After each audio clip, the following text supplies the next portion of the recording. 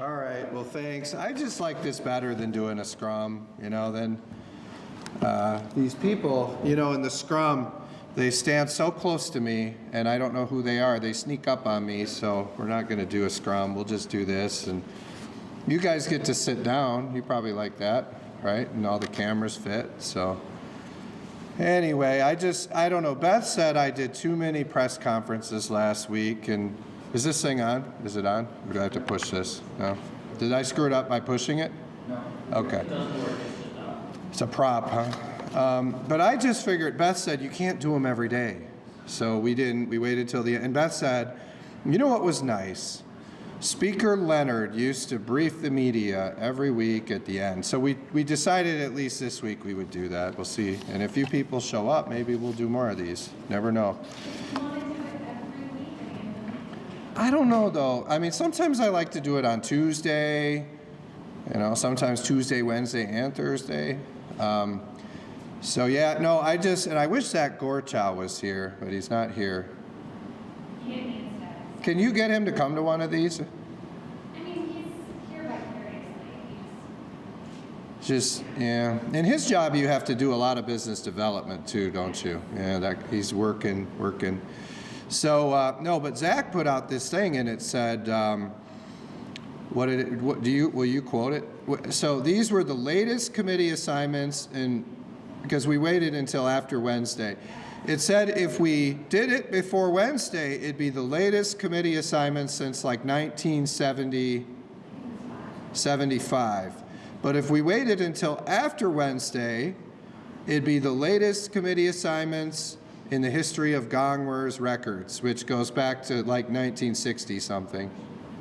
So I was going to release them Tuesday, but I said, let's wait till after Wednesday. So hopefully, and I said, Zach, you made a difference with your reporting. So that was nice. So we have the committees. I'll go over that in a second. I just wanted to go through the committees and we can answer. And I'm sure you guys, there's a lot of nonsense going around in Lansing, so you guys will probably want to ask me about it. I just say, by the way, isn't it interesting? I think I'm the only one, like if you take these quadrant leaders, like the caucuses, I'm probably the only one that hasn't done a press conference this week that criticizes the governor. Isn't that interesting? I mean, you look at the Senate Democrats, they're criticizing the governor. House Democrats are criticizing the governor. Like I saw these remarks by John Cherry, I think it was, in some of your stories, and he's calling on the governor to do something. Well, don't these people know that the governor is the reason why they're in majority? It's not anything they did. John Cherry, the governor, wins by a huge margin and delivers these people majorities, and then they turn around and decide that they should tell her what to do, that their political judgment is better than theirs. I see these resolutions. They tell me in the Senate, and I asked the question last week, is the Senate even in session? Because nobody's talking about them. And then they told me that they passed some resolution today on a voice or a roll call vote about January 6th. These people think that the public cares about January 6th? I mean, they say January 6th, and that's what all of you people write in your papers. Like, we're working on real things in Lansing, and the media talks about January 6th for 4 years. Well, guess who won the election? Donald J. Trump. He won the election. And he said he was going to pardon these people when he was campaigning, and he did. And then they think that what they should do is focus on January 6th. I would tell them that they should be watching what Governor Whitmer is doing. They would do a lot better in the election if they followed Governor Whitmer, who's somebody that, look, I mean, we have our differences, but you have to respect her political acumen. You have to respect her political talent and instincts. What did she do? She released an education plan yesterday. And I don't think it got very much coverage, but the governor released an education plan. John Cherry is having committee hearings. You know what they should do? And somebody asked this question, and they're right. They should bring in Joe Tate to testify. I mean, he's the one that they're mad at. Speaker Tate didn't present. That's who they're mad at. Why are they? And they come at me. And I like what Tom Albert said. He said this is the first time that they've had a committee hearing. And the first committee hearing is after the bill passed the House and Senate. Isn't that interesting? So all I'm saying is, instead of having committee hearings representing government workers, which seems to be the only thing the Senate Democrats care about is government workers, whining and crying about the fact that Joe Tate didn't present a bill and created a constitutional crisis, maybe they should be following and criticizing Governor Whitmer, and asking her to weigh in, telling her what to do. Maybe these people should put forward an education plan. I did that in September. Do you guys remember that? We put forward a detailed education plan. And now that we have an education committee, they're going to go to work on that plan. It's a very good plan. And here we are, it's January, and Governor Whitmer now has an education plan. It's not as detailed as our plan was that we did in September, but there's some very good elements. Do you remember? We on the campaign trail, we talked about this. We said, number one, we should have a per pupil funding increase. We're going to do that with a Republican majority. What does Governor Whitmer say? We're going to have a per pupil funding increase. Then we said, you know what we need to do? We need to restore the funding that they took from the school resource officers and the mental health counselors. What does Governor Whitmer say? We're going to increase school safety and mental health funding. So thankfully, some Democrat learned something from the last election, Governor Whitmer. It's not the Senate Democrats who are still talking about January 6th. That's not going to get them an election win. That's not what the people want. It's the path that we led on. We won that election handedly. We flipped the House, the only chamber in the country that flipped. And one of the main things we talked about was school safety and mental health and increasing the per pupil allowance. And Governor Whitmer now is proposing those things too in her own way. So that's a great outcome. So I really have nothing negative to say. Maybe I'm the only quadrant leader that'll stand up here today and say, for this week, I don't really have anything negative to say about Governor Whitmer. And I would encourage the Senate Democrats to maybe meet with her and ask her some questions so they could come up with a better strategy, because they're leading their chamber in a manner that is really embarrassing so far. Then I'll just point out, we came out with, and then just so you know, I want to talk about oversight for a second. Our oversight committee, when I was chair, was probably one of the, I won MERS Member of the Year, which is a hard thing to do. And now I'm the Newsmaker of the Year in MERS, I think. And they still haven't given me that award, so hopefully they will. Will they give it to me? We don't really have that award. There's an award. You gave me an award. It was, Newsmaker? No, we gave you for Becker Year, right? no, it was Political Figure or Newsmaker of the Year. It was your highest award. Do you know what I'm talking about? I remember, yeah. It's like the only other person that's ever won this in the history of the award is Governor Whitmer. And then they gave it to me. But anyway, now there should be a physical award that accompanies. Did you never get one? No, that's what I'm asking you. Are they going to give me one? You gave Phil for Republican of the Year. Well, we need to get Kyle Malin. Maybe the next press conference he can present it to me. Wouldn't you guys love that? They turn the cameras off for that. Oh, well. He's watching right now. I don't believe that. Then tell him to bring the award. He said he's right. We need to get him a trophy. I didn't get a trophy. I want a trophy. I get all the criticism from you guys, and the one accolade I get, you forget to give me the trophy. He just said he'll get it. Okay. We'll make it right. So anyway, I won the MERS Newsmaker Man of the Year. What is it? Political Figure of the Year? Yeah. And I would just say that we came up and we did these committees, which are very good committees. I think they'll be very good, but I'll just talk about them for a sec. Did you guys look them over? Yeah, good. Do you like them? It's fun? Good. Well, I'll just say, we put Nancy DeBoer on education. I think she's really going to do a great job with the education thing. And You know, what delayed this so long was the Democrats. And I'll just say this, okay, number one, I think we finally have established, and there was a great story in the Lansing City Pulse, and I don't think I've ever said that before, but there was a great story today confirming that Julie Brixey was the Democrats' choice for minority vice chair on Probst, and I just couldn't do it. I couldn't do it, and so we went with Alabas Farhat. And then after the press conference, we got this list from Puri that was different, and it had Snyder there. But we didn't pick Puri. We didn't pick Farhat over Snyder. We picked Farhat over Brixey. And finally, the Lansing City Pulse is starting to get the truth out there because most people are reporting that falsely. Then I would just say the media received a list from Puri of committee recommendations, okay? And we received that after our press conference. Since then, I have received at least 6 other revised lists from Puri, okay? And they just keep sending me new lists with changes and things. So we just said, look, what we're gonna do is we're just going to go look at the members' applications. So I went and I looked at every member's application.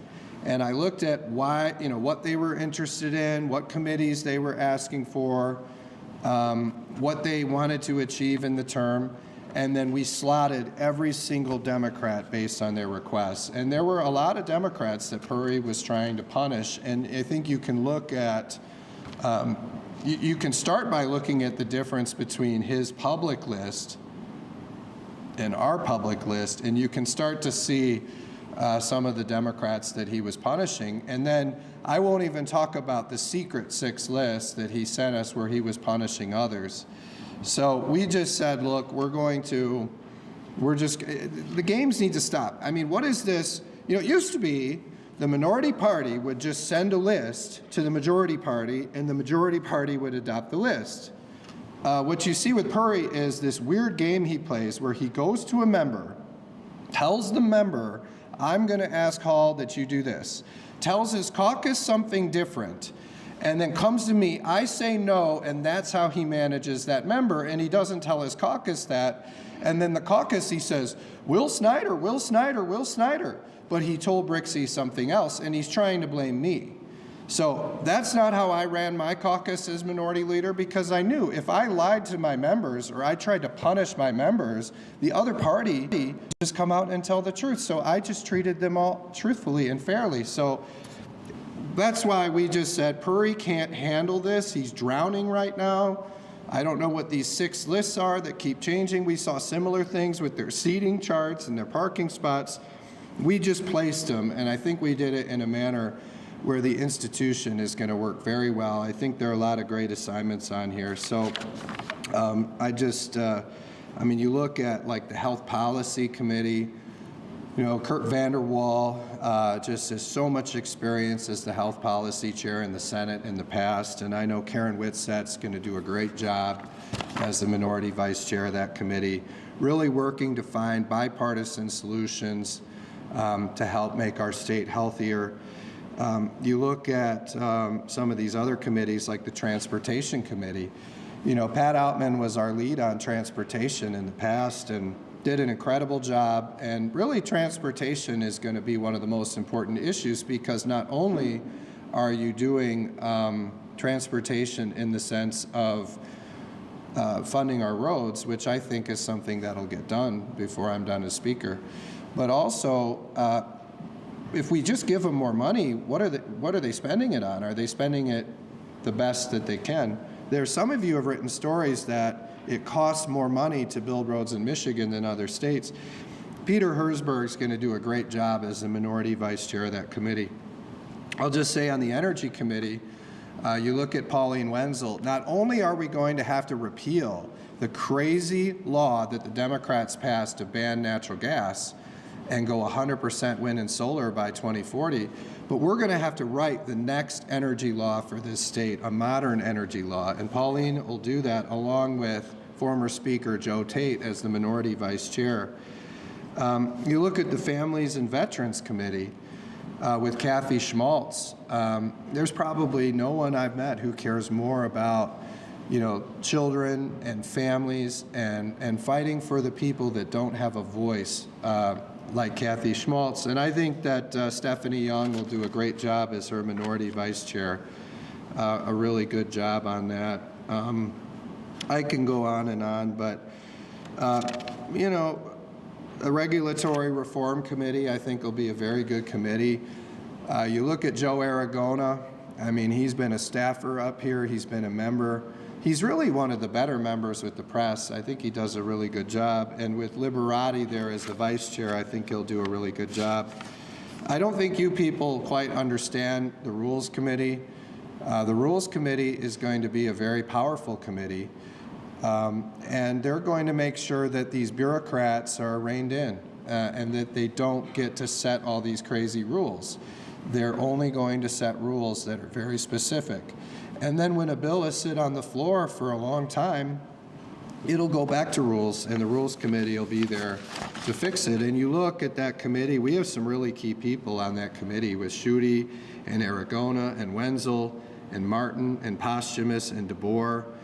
DeBoer is going to be our education chair, and she's going to move that education plan that we have. But that's going to be good. And even the Democrats, Whitwer, Liberati, Herzberg, they'll do a good job there. I'll just talk real quick about the oversight committees. Our vice chair of oversight will be Matt Bierlein. And I think Reggie Miller will do a good job as the minority vice chair. And then you look at these subcommittees. We talked about the 6 subcommittees, the child welfare system. Luke Meerman will do a great job there as the chair. The corporate subsidies and state investments, I think Steve Cara will get to the bottom of those things. You in the media, you think about this for a sec. Steve Cara is going to have a gavel. And he's going to be getting to the bottom of a lot of these issues with the corporate subsidies in the state, and why these companies like GM get $666 million in violation of the law without creating any jobs and then sell their interest to Korean companies. Those are the kind of things that Steve Cara is going to get to the bottom to with Dylan Wegela as his minority vice chair. Public health and food security, Matt Bierlein is going to do a great job there. Finding out, are our public health programs making us healthier, and looking into the MPHI. State and local assistance programs, this is pretty rare for a freshman to have an important assignment like this. This is a critical assignment, but Jason Wolford can handle it. Getting to the bottom of whether these welfare programs are going to who they're intended to. And remember, Democrats greatly expanded welfare programs in their trifecta. They did present those bills. Then just on the appropriations subcommittees, I'll just point out a few. I think Mike Mueller is going to do an incredible job on the Michigan State Police. You look at that, I just think that, he has a background in law enforcement. It's something he's passionate about. For me, when we came up with these assignments, what we tried to do is look at not what the lobbyists think you should do, not what Lansing thinks you should do. Where is your heart and what are you passionate about? And there's nobody more passionate about our police than Mike Mueller. That used to be one of the most revered and respected police forces in the country. And now it's riddled with turmoil and all kinds of problems, and Mike Mueller is going to get to the bottom of that. I would watch those hearings. You look at our DHHS subcommittees. I mean, I think we've got some great chairs there, and Van Werkum, Green, and I'm looking for the other one. Van Werkum, Green. I switched these around a few times. Oh, who's the other one? They're going to laugh at me. Maybe they didn't put it on. Oh, and Roth. That was a last-minute switch, Roth. So, John Roth has been one of our leaders on healthcare for years. He was actually my choice for health policy, and then if you remember, Joe Tate switched him. Joe Tate took last term, remember we wanted Fink to be our approach chair, we wanted John Roth to be our health chair. He took dozens and dozens and dozens of committee assignments and switched them around. Well, Roth is going to do a great job on human services. So we wanted to break up DHHS into 3 committees, and then we wanted to really dig into that department because I think it's where the most problems in state government are. Greg Markinen will do a great job on higher ed. You know, he's got a lot of community colleges and, you know, and universities up his way, and they need a voice. So I think Greg will bring it to them. That's a key for economic development, is having supported universities and community colleges. Tom Kuhn will do a great job on our general government budget. So to me, it kind of works. You look at some of these out-of-control departments like Jocelyn Benson, Secretary of State Department, Dana Nessels, Attorney General Department. You know, you're going to have kind of a three different points of contact. You're going to have a general government budget led by Tom Kuhn. You're going to have an oversight committee led by Jay DeBoyer, along with this weaponization of state government subcommittee. And then on the elections, you're going to have Rochelle Smith on elections, and you're going to have Sarah Leitner on judiciary. So, you know, there's going to be a lot of points of contact with some of these departments, but it's needed.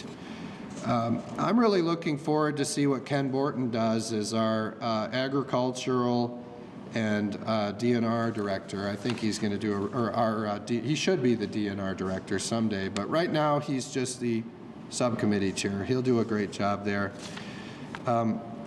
That's been a long time coming to get him to straighten out that department. So there's a lot of good things. You know, I think Cam Cavett will really do a great job on the Eagle budget.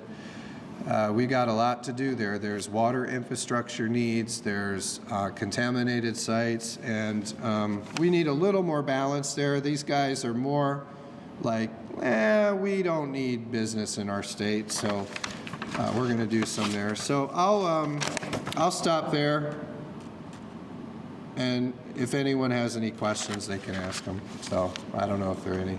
I want to answer my question. Sure. About the importance of having someone like Carl Bonak in the economic competitiveness. Well, you're sharp.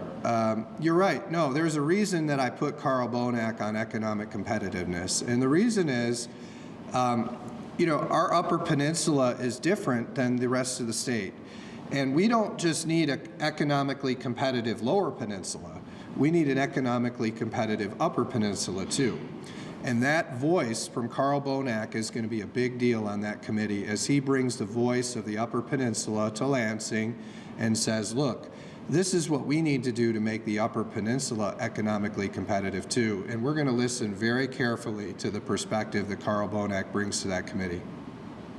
And then I'll just point out to you too, I mean, it's a big deal for the Upper Peninsula to have Greg Markinen leading the community college and higher ed budget. I mean, I don't know if that's ever happened before. If Zgorcha was here, he'd tell us. But, you know, to have an Upper Peninsula legislator who can make sure that those community colleges and universities in the Upper Peninsula have a seat at the table in Lansing, it'll make a big difference. And so as I look at the Upper Peninsula, you need a Carl Bonak working on economic competitiveness. You need a Greg Markinen working on higher education and community colleges. And I hope that those two will make a big difference in the Upper Peninsula for many years. Yeah, Colin. The Parks and Facilities Committee was a concern of Republicans last session. Just looking at this, it seems like typically there's a three-seat Republican majority on most of the committees. I was wondering if you could explain kind of the thought behind that three-seat Republican majority and why health policy has more members. Three-seat Republican majority on which committee?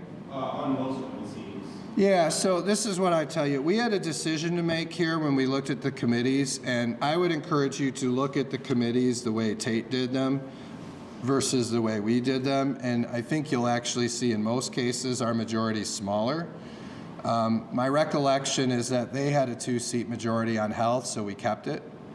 So that is 11, but the rest of them, I think it's only, we could lose one vote on most of them. So it's interesting, if you do the math, there's not really a difference between an odd number and an even number. So we were, you know, the Democrats would be like, this is, you know, I'm just doing this off the top of my head, but say they made it 7-3 and we made it 6-3. Well, if you do the math, there's no difference in terms of how many votes you need to pass the bill. Whether it's, so it's almost a wasted seat. So we, I think in some cases we shrunk the majorities, and then in some cases we just said, why would you have an extra seat here? It's like they had it 6-3, or they had it 7-3, we made it 6-3, because you don't, the extra seat doesn't give you anything, and we needed that seat somewhere else. What I would say is the hardest part in this is we just created 6 oversight subcommittees that didn't exist before. And then we created 3 DHHS committees. So what we needed was we needed more slots to put people there. So, you know, the way this plays out, I think every Republican member has about 4 seats, approximately. I mean, I have 0. Posthumous might have 3, but I think Rochelle has 1. But on average, every Republican has 4, and every Democrat has 2 on average. And then there were a few extra slots, so there's a few of them that have 3. And I'm not talking about like the House Fiscal Governing Board. I'm talking about the main committees. So that's what we tried to do. Now remember, when the Democrats had majority, they bullied and punished people, and you know, so somebody like Carrie Reinigans, who's speaking out against me in the press, like Tate would probably give them 0 committees. We gave everybody 2. So I think it was fair because the margins are not inflated, even though our majority is much bigger than what Tate had and the Democrats. And then everyone is treated fairly, whether you're critical of me or not, you get committees. I mean, it's crazy that you're censoring what people say in their newsletters and then kicking them off committees based on the fact that they're critical or you don't like what they say. So we didn't do that. Was there something over here, Beth? Yeah, in the prior session, there was some frustration with the Energy Committee. You know, there were really long outages and maintaining consumers that weren't really addressed within that committee. And then I think there's also a worry that a lot of lawmakers were influenced, perhaps unduly, by DTE consumers, because there was a lot of lawmaking into the campaigns and everything. How do you see the House Energy Committee moving forward? Do you see that same pressure there, and do you think those committees will take under it, or do you think they'll actually bring accountability? Yeah, so I will tell you that, you know, there's some things that you only know when you're on the inside. And I'll just tell you as the speaker, based on the reactions I've been getting, I will tell you this is the first time in a long time that they came up with committee assignments and did not tell a single lobbyist. We did not consult a lobbyist. I did not consult a lobbyist either.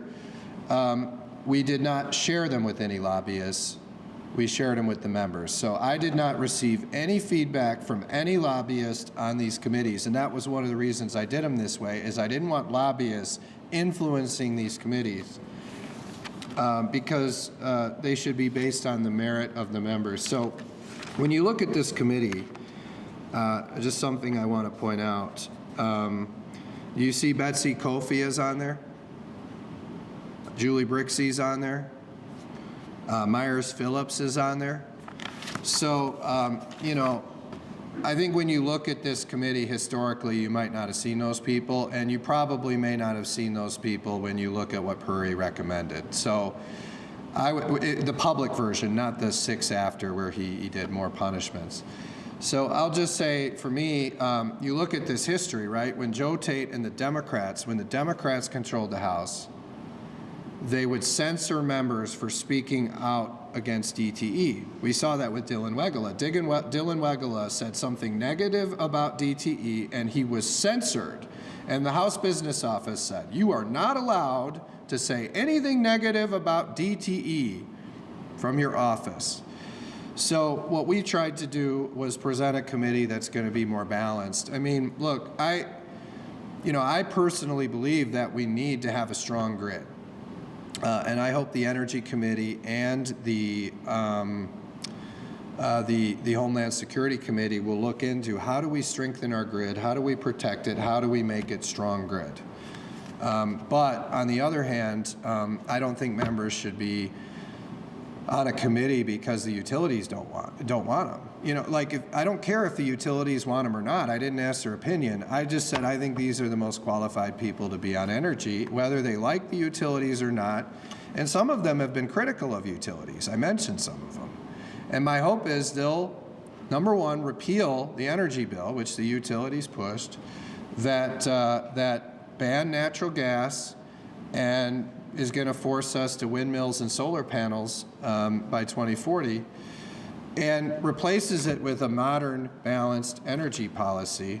And, you know, they should work with the utilities, but they should work with other stakeholders too, and they should get something a lot better than what they did before. And we're going to try to pass that policy through the House once it's done, and we'll go from there.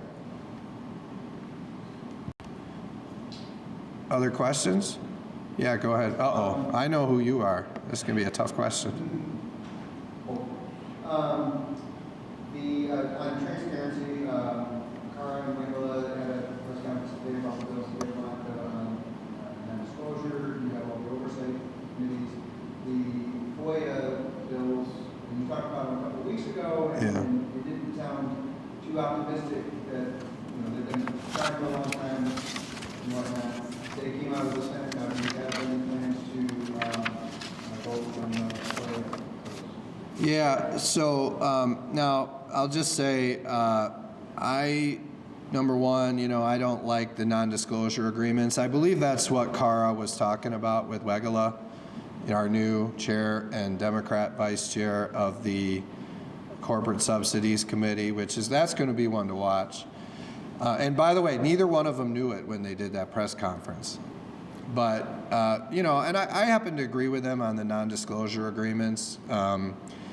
And, you know, basically the way that we're going to run things from here on out is if they can share with me the details of these economic development deals, or the deals won't happen. I mean, if they want to hide behind their NDAs and never tell us what the details are, then they just won't get their projects funded. I mean, it's just we won't take them up because we don't know what they are. So they have a choice to make. Are we going to share the details with the House? And if not, then they can just try to do it without the House. They can go get private funding. They can figure out some other way, but it's not going to pass the House if they won't share us the details. So I don't need to sign an NDA, and neither do any of our people or my staff. So I happen to agree in concept with Cara and Wegela. I'll talk about this. So what you saw, you know, and this is what I mean. Does anyone know if the Senate's in session? Well, they took off Tuesday, and then they were here Wednesday, and people tell me that they passed a bill, a watered-down FOIA bill. And, you know, we're not going to pass that bill. So we're not going to pass that bill. I'll just say this. What we have is real, and by the way, while the reporters were writing stories about some kind of fight between the Michigan House Democrats and the Trump administration, and then this watered-down FOIA bill in the Senate, we had probably the biggest, most transformational transparency and ethics bill pass the House, and some of you reported on it, but you guys should all amplify this because this is a really big deal. This is the most significant transparency and ethics thing that anyone has done since I've been here, and that is putting guardrails on these earmarks. And I read in some of the reporting, they said, you know, will the House and Senate get a deal on this? There doesn't have to be a deal. This is the part that some people are missing. We put it in our rules. So our rules say if it's an earmark that isn't submitted by May 1, we're not doing it. Period. We're not doing it. So they can submit us projects that don't comply with our rule, and under our House rules, we'll strip them out and we'll send it back without them. No, we don't need a deal. They'll just adhere to it because they have to, because it's a House rule. Now, I would love it if the Senate, instead of holding hearings about January 6th, came in, and by the way, and not just that, or not coming in, or talking about last year, they could come in and adopt the same thing, and I'd be happy that they did. But we don't need a deal. If they won't do it, they're going to eventually have to adhere to it because a budget's going to have to get passed. And we said, with a 105-0 vote, we're not going to pass a bill through this chamber that includes earmarks submitted after May 1. We're not. So it's done. It's over. We don't need a deal. And it's 105-0. So every Democrat agrees with me on that in the House. And we walked through this process, and you guys should read that if you didn't see it yet. You have to submit your earmark by May 1. For-profit companies are banned. You have to confirm that your organization existed for 3 years. Whoever would have thought we'd have to do that? But we do, because they give earmarks to organizations that don't exist. And it has to have a place in Michigan for 12 months consecutive. You have to explain, you have to put your name on it and own it. And I understand, I mean, in a weaponized government, I understand the need for legislators to submit earmarks and override departments. But there has to be a public purpose. You have to be proud enough to put your name on it. You have to explain the public benefit. And you have to tell us who the beneficiary is, and you have to do that by May 1. That's what you're going to have to do. So I think that's actually real transparency. It doesn't happen in 2027 like that Senate bill. It happens right now, as soon as we get that website up. Then I'll just talk about a couple other things that I think are important. Ending the revolving door between legislators and lobbyists, where you actually have to worry toward the end, like, are these people working for somebody? Because if they're working for somebody, their conflict of interest might prevent them from voting the way that they should. Also, these politicians, they become lobbyists in other states. So you imagine that. Remember Rebecca Warren? So Rebecca Warren is a legislator in Michigan, and she's working for national popular vote, but just not in Michigan. Do you guys think that's right? So is she non-biased on the issue of if national popular vote comes for a vote in Michigan? It's just ridiculous that we even have to do this stuff. Like, you come in here, you don't even think that you have to pass laws that say an organization must exist to receive funding, or you can't be a registered lobbyist in other states. But you do, because politicians figure out these ways to just do this stuff and corrupt the system. So we have to put in rules and boundaries and laws like that, which we are. The other thing is, and I think Winnie Brink should listen very closely to this, we should require a 2/3 vote for a bill in lame duck. If we did that, Joe Tate would have had plenty of time to present all these bills. They would have all be presented. I was looking at this chart we made. In the 2024 session, 44% of all PAs happened in the last 13 session days in lame duck. And you look at 2020, it's 39.5% of all PAs in the 11 session days after lame duck. And you look at 2018, it's 49.5% of all PAs happened in the 12 session days of lame duck. In 2016, it's 44% of all PAs happened in the 11 session days of lame duck. And if you go to 2014, it's 38% of all PAs, public acts, happened in the 12 session days of lame duck. So we're here for 2 years for some reason, okay? And then they take between 38 and 49.5% of the work, and they do it in the last 2 weeks after the election with people that are leaving. That's not the way the public expects government to work. So if we make it a 2/3 vote, then only the real issues that have true consensus will happen after the election. But yeah, when 44% of the PAs are happening in those 13 session days, yeah, Joe Tate didn't present them all. Well, this reform, which would require a 2/3 vote in the House and the Senate, and then would go on the ballot, and I believe the people would vote for it, would solve this problem. And then you'd only have those issues that you have bipartisan consensus that happen in lame duck. And these people can do these things, they can do this work before the election, and then the people can judge their work. Any other questions? So Yeah. yesterday, Leader Corey, he was doing a press conference with his members, and he said that, you said that his members feel like they're being punished with Right. recommendations. And he asked them, and Yeah. that way, and they responded with a resounding no. So Yeah. what did you say? Yeah. What does it say about a leader that he has to reaffirm himself by doing that? I mean, he brings, and how many, we're all 52 there? 35? So yeah, okay, so 35 of them. And when the press is there and the leader's looking at you, and you say, I'm going to watch who says yes and no. You know, that's not how we run our caucus. I don't bring my 58 members up here and ask them to take loyalty oaths. I just know what was submitted, and the truth is starting to come out after this Lansing City Pulse article, and Kyle Malin did a great job with that. And I think this is a much fairer thing, what we came out with. It better reflects what the members asked for. You're going to see more bipartisan collaboration. And it's a shame that we had to do it. But, you know, when you have a disorganized leader like Puri, who's very manipulative and is trying to, I don't even know what he's trying to do. I don't know if he's trying to trick his members to make them dislike me.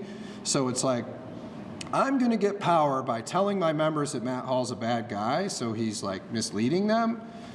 I don't know if he's trying to make it confusing for us by submitting 6 different lists after his public list. I don't know. I don't get in this guy's head. I don't have time for that. But I'll tell you what I do have time for, which is moving forward on the legislation I've talked about today. So we're going to do education. We're going to do more of this transparency and ethics reform. And we're going to start rolling on our plan to fix the roads now that we have committees. I wanted to talk a little bit more about the motion yesterday. Yeah. Talking to Brett Bolin, and she kind of, you know, the process of getting together together. She mentioned that the July 1 date is arbitrary. Right. Wanted to talk to you a little bit about how you feel about that date. She said that September 30th is the constitutional deadline. I guess, how do you feel about the timing of budget? I agree with her. Yeah, the constitutional responsibility is to get it done by September 30th. And, you know, we'll work. I mean, wouldn't it be great if we had a budget done by July 1? Wouldn't that be great? But I'll also say that we're going to work to provide value for the tax dollars, right? These are people's money. People work very hard for the money that the government has, and we need to look at every one of these programs, and they have to justify why we're funding them. And Whitmer created all kinds of new programs under an unchecked Democrat trifecta. And so we're going to have to examine those programs and pick the good ones and fund those and eliminate the bad ones. And then we're going to have to go back and look at all of the ones that have been for decades. Are those still working? With the goal of getting value for your tax dollars and measuring the return on investment of every one of these programs, then that's going to get us the money we need to do things like fund the roads, fund water and sewer infrastructure, create a public safety trust fund, cut the income tax, reverse the Democrat income tax hike from last year, all of those things. So, look, it's just like committees, right? Committees took a little longer this year. I think you'll see they're a lot better. You know, the budget will get done, but it might not be until September 30th. And I'll just say this, I mean, I watched this on Off the Record. You saw Mallory McMorrow. This was like in October of last year saying, the Republicans are going to shut the government down. I'm just telling you, if the government shuts down, the Democrats want the government to shut down, not the Republicans. The Democrats want it to shut down. And and you see, they're already planning for a government shutdown. My commitment is we're going to work really hard on getting value for your dollars on this budget, and we're going to put forward a great budget. And my hope is it'll get done before September 30th. But a government shutdown is off the table if the Senate can't come around to negotiating? Well, if the government shuts down, it's because of the Democrats. The Democrats want to shut down the government. They're the only ones who've been talking about a government shutdown. Is only ones. I'm only responding to it because they talk about it so much. I mean, maybe they should come to session. Maybe they should do things other than a stupid resolution of political protest. You know what we did with that resolution? We sent it to government ops where bills go to die. I mean, people don't want us working on political resolutions. They want us working on education. And I mean, did you see these scores come out about our reading scores are dropping for 4th grade reading versus other states? The cost of living is an issue. People want safe communities, and they want to keep more of their money. So that's what we're going to work on. And we're going to get a great budget that provides value for your dollars. And I think ultimately with the right leadership, which is me, Winnie Brinks will work with us and we'll get it done before September 30th. Any other questions? All right, well, thank you. Oh yeah, right here. This is my guy from Michigan Advance. And you always wait till the end. That's what I like about you. I'm about to end, and then they say, because he works for Michigan Advance and people think it's funded by the Democrat donors, he thinks that I'll walk off and not take his question, and then they won't get, they won't get their question, and then they'll say, Speaker Hall refused to comment, but I actually like the Michigan Advance. I think it's more fair than most of the press, and you actually cover the topics I talk about, so I give you a lot of credit. Yeah, thank you for that. Just wanted to see if you could elaborate a little more. I know you mentioned that you're not interested in passing the FOIA reforms passed by the Senate yesterday. Would you mind elaborating a little bit on some of your concerns with that? I know you mentioned the 2027 start date. Those are currently effective. Is there anything else that would need to be changed in order for the House to take a look at these bills? Well, I think, if we haven't yet, we're going to refer them to the Government Operations Committee. And I mentioned that some bills go to die there. But I will also point out, though, you will actually see legislation moving out of that committee this term. And Brian Begole is going to do a great job as the chair of that committee. And I'll just say this, Brian Begole was a sheriff. And as a sheriff, he has a lot of experience with FOIA. He understands FOIA. He knows how FOIA works, and he knows how FOIA could work better, okay? And I think all of you, I can't believe you're advocating for an expansion of a FOIA system that all of you know is flawed. But what I'll say is this, we've got some really good transparency ideas that I've put forward, ending the revolving door, stopping politicians from becoming lobbyists in other states, a 2/3 vote in lame duck so that the politicians don't pass very unpopular bills after the election. And I put my money where my mouth is on this transparency reform on earmarks, which is the most significant transparency and ethics reform in government, and as long as I've been here. And you all know that, and you should write about it because it's a big deal, and it's going to do a lot. I mean, you look at, I think I've mentioned this, if you talk about all the grants that Beth talks about, because I used to only talk about enhancement grants. And then Beth said, Matt, do you know there's transportation grants, there's health grants, what other ones are there? Do you know? There's like 8 of them. There's all these other things that they do to try to put earmarks in the budget. So what we said is we're going to sweep all of that in, and we're going to make you disclose it. What is the public purpose? Put your name on it and tell us where it's going. And I'll just say in doing that, that's $600 million a year that they spend on that stuff. And in some years it's much more, it's over $1 billion. That's a big deal.